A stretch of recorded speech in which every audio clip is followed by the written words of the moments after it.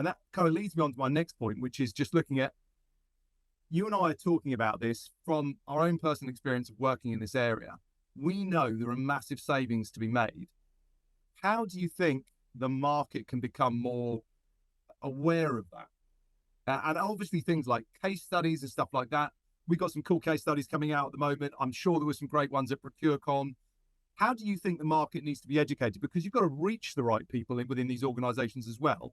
And when they're like, could be various different roles, that's quite a challenge, reaching the right people to get this message out.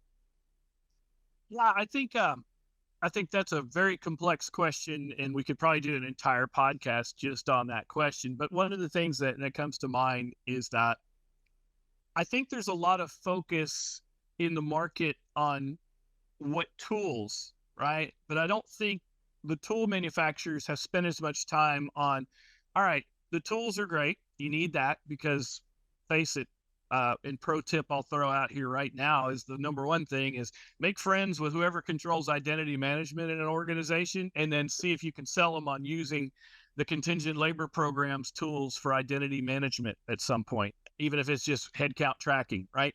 Because if you can get those into the system and start aligning who owns what around an organization, then the future part of your evil plan for world domination is then you can start to work on statement of work. But I think there's a very heavy focus on what tool sets to manage this stuff. And I don't think there's enough on how to actually go to that next step. Great, we got the tool, it's integrated. How do we start bringing in and identifying what fits, what doesn't fit? How do we determine what our environment, how can we make the case using the taxonomy and terminology within our own organization to be able to demonstrate what the differences are between, and I go back to contingent versus statement of work, and I beat that to death, but you get my point.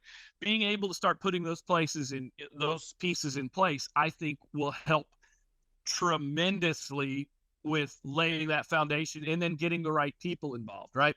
The other thing about getting the right people involved, and you said getting the word out to the right people, because I don't think at a lot of these conferences, and again, this is one of Big E's ideas here, I think that you could almost have a separate focus on bringing in folks from that are involved in the services side of the house or statement of work side of the house, right? I think many contingent labor managers that attend these things are being tasked and requested by leadership or whoever that, hey, we need to do something about this. I need you to deploy a statement of work module, but they're not really the people that have to eat, sleep, and breathe it attending. I would task those on our side to say, hey, look, when you're going to these conferences, start dragging somebody that you traditionally wouldn't bring. Don't just bring a team member from your contingent labor team. How about reaching out and seeing if you can talk to somebody in IT that is involved in, I don't know, integrations of HR systems or something. I mean, bring in people that have a different view and perspective on how things should run. In other words, if you can get somebody that may not have been a great supporter of bringing statement of work under the contingent labor program, but if you can get them to actually see the logic behind it by attending these types of conferences where there are speakers like myself and many others, I mean, that are as knowledgeable or more knowledgeable on it, or maybe better communicators than I am, because I'm a Texan and I'm kind of pragmatic. I'm not necessarily, the most polished guy in the world, so I do what I can. But I think that would help get that word out and be able to help, make it an easier transition within your organization if you can get